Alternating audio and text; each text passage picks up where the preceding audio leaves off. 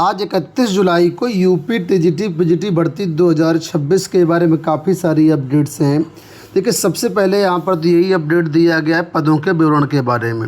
लिखा है टीजीटी भर्ती में हिंदी बालक वर्ग के सर्वाधिक 2539 पद।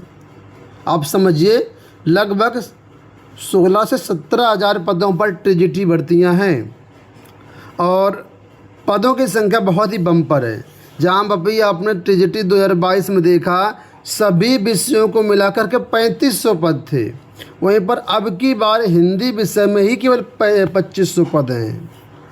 उसी के बारे में यहाँ पर अपडेट्स हैं कि शासकीय सहायता प्राप्त माध्यमिक विद्यालयों के लिए टीजीटी एवं प्रवक्ता भर्ती के रिक्त पदों का विवरण निदेशालय ने उत्तर प्रदेश शिक्षा सेवा चयन आयोग को पोर्टल पर ऑनलाइन भेज दिया है। इसमें टीजीटी के 20 तथा पीजीटी के 34 विषय शामिल हैं, जिनके रिक्त पदों पर भर्ती की जाएगी। अध्याचन विषयवार बालक और बालिका वर्ग के लिए अलग अलग भेजा गया है। टीजीटी बालक वर्ग में हिंदी विषय में सबसे ज़्यादा 2539 पद हैं। सबसे कम एक पद बांग्ला और फारसी और गुजराती विषय के हैं, तो इसमें तो वैसे भी कम वैकेंसी रहती है। अब देखिए, बताया गया कि माध्यमिक और उच्च शिक्षा निदेशालय ने शिक्षकों के अलग अलग पदों पर भर्तियां करने के लिए ऑनलाइन माध्यम से जो अध्याचन है वो भेजा हुआ है आयोग को। इसमें टीजीटी के 20 विषयों को मिलाकर के कुल 17,740 पद हैं। आप समझिए कितनी बड़ी वैकेंसी है कि टीजीटी में केवल 17,740 पद हैं। और यहाँ पर जो है विषयवार डेटा की बात करते हैं तो इसका हिंदी का मैंने बता ही दिया, 2,500 से ऊपर पद हैं।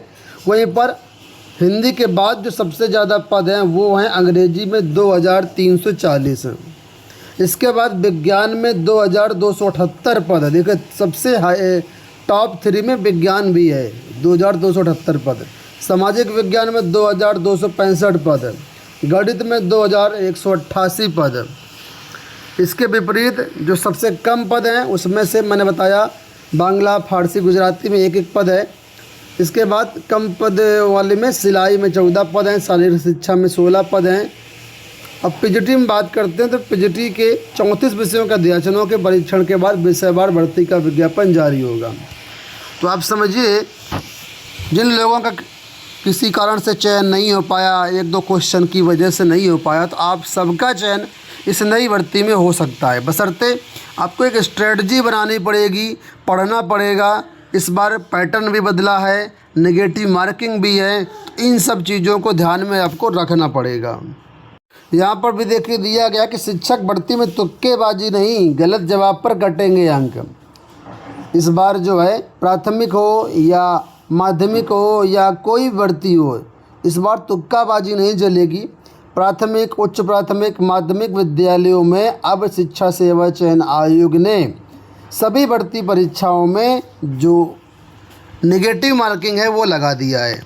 प्राइमरी में अभी तक एकेडमिक मेरिट के हिसाब से भर्ती होती थी, एकेडमिक के भी नंबर जुड़ते थे, लेकिन अब प्राइमरी से एकेडमिक ख़त्म कर दिया गया है।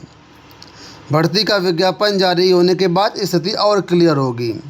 पहली बार बेसिक शिक्षा के विद्यालयों में सहायक अध्यापकों की भर्ती उत्तर प्रदेश शिक्षा सेवा चयन आयोग कराएगा। आयोग नई व्यवस्था के अनुरूप परीक्षा का विस्तृत पाठ्यक्रम तैयार कर रहा है। जल्द ही इसे आधिकारिक वेबसाइट पर जारी किया जाएगा। ठीक है, तो प्राइमरी में काफ़ी कुछ बदलाव है। जल्द ही हमको एक नया वीडियो बनाएंगे जिसमें आपको सारी चीज़ें बताएंगे। फ़िलहाल यहाँ पर अपडेट यही है कि तुक्केबाजी नहीं चलेगी, मेहनत करनी पड़ेगी अच्छे से। शिक्षा सेवा चयन आयोग ने सभी भर्तियों के लिए यानी प्राइमरी, हायर और माध्यमिक के लिए एक जैसे नियम बनाए हैं। ठीक है, ताकि अभ्यर्थियों को कहीं पर कन्फ्यूजन न रहे कि किस भर्ती में क्या है।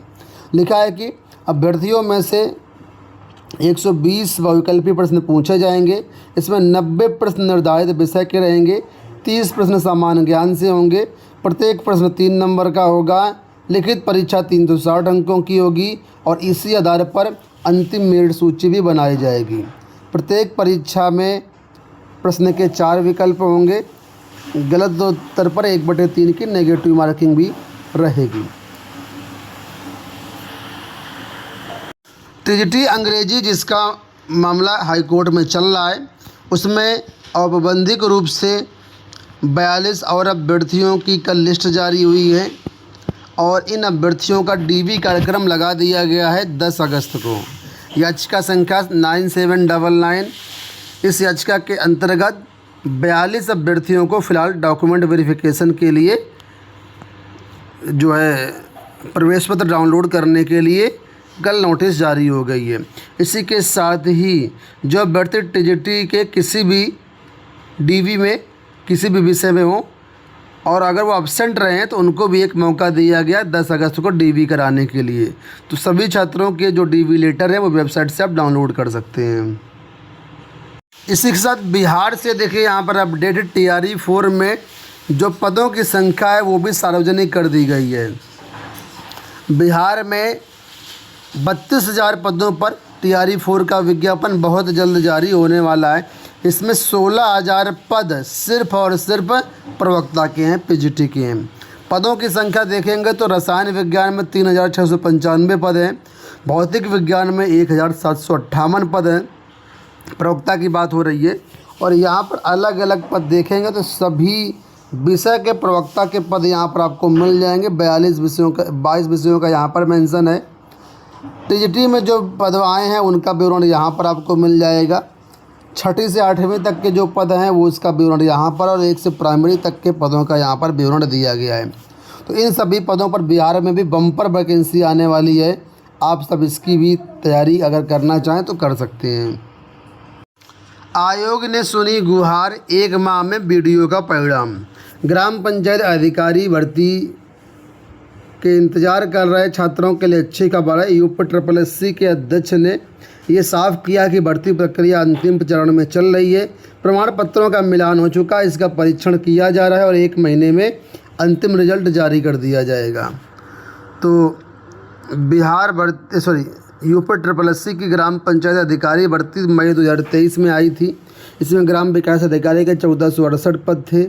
इसकी परीक्षा 7 अप्रैल 2025 को कराई गई थी। परिणाम 17 अक्टूबर 2025 को जारी किया गया था और इसके बाद डॉक्यूमेंट वेरिफिकेशन वगैरह हो गया था। अभी तक रिजल्ट जारी नहीं हुआ था, तो अब 1 महीने के अंदर रिजल्ट जारी करने की बात कही गई है। खंड शिक्षा अधिकारी भर्ती को लेकर के देखिए अपडेट है कि 235 पदों पर आएगी BEO भर्ती। अगले सप्ताह रिक्तियां भेजने की तैयारी। तो खंड शिक्षा अधिकारी के 235 पदों के लिए अध्याचन की प्रक्रिया शुरू हो गई है। फीडिंग का काम शुरू हो गया है। 338 पद कुल मिलाकर के रिक्त है। इसमें 235 पदों पर विज्ञापन जारी किए जाने की तैयारी है। लोक सेवा आयोग को अगले सप्ताह विज्ञापन भेज दिया जाएगा।